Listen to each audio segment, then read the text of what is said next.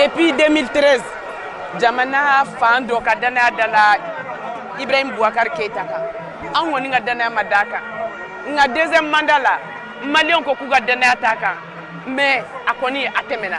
Mais depuis a ka deuxième mandat fo ka n'a bila bi la, a nakun kɛra mun ye, a ko tɔw ma se ka mun kɛ Mali ko la, ale b'o de kɛ. O ye jumɛn ye?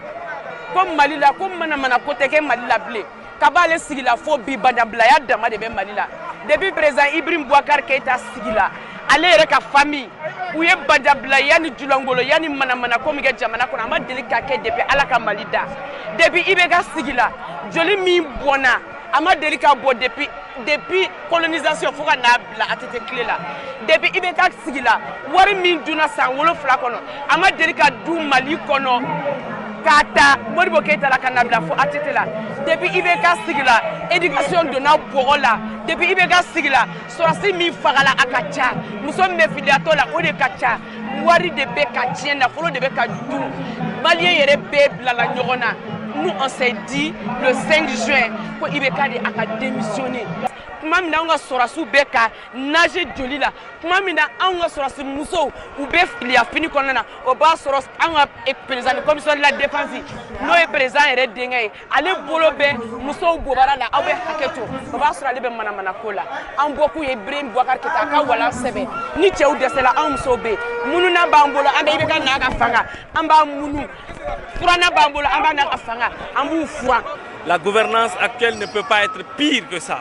C'est une gouvernance calamiteuse, c'est une famille qui contrôle les ressources du pays, c'est une famille qui a décidé d'assassiner notre démocratie et le peuple est là pour défendre la démocratie, pour défendre la République, pour défendre l'unité nationale. Mais nous avons dit, nous ne reconnaissons plus IBK. Le M5 et une bonne partie du peuple malien a décidé de prendre le contrôle de l'ensemble des institutions. Parce que nous ne le reconnaissons plus, nous estimons qu'il est un occupant illégal, illégitime du pouvoir et nous allons récupérer notre pouvoir, nous allons instaurer une transition et cette transition va dérouler une feuille de route qui sera assurée par une équipe honnête, une équipe d'hommes intègres, d'hommes sérieux, des gens qui ont fait leurs preuves, des gens capables de gérer le pays. Et c'est à travers cela que nous allons récupérer le territoire, nous allons assainir les textes, nous allons assainir les finances publiques, nous allons lutter contre la corruption. Tous ceux qui ont détourné l'argent du pays seront renvoyés devant les tribunaux et ils seront jugés.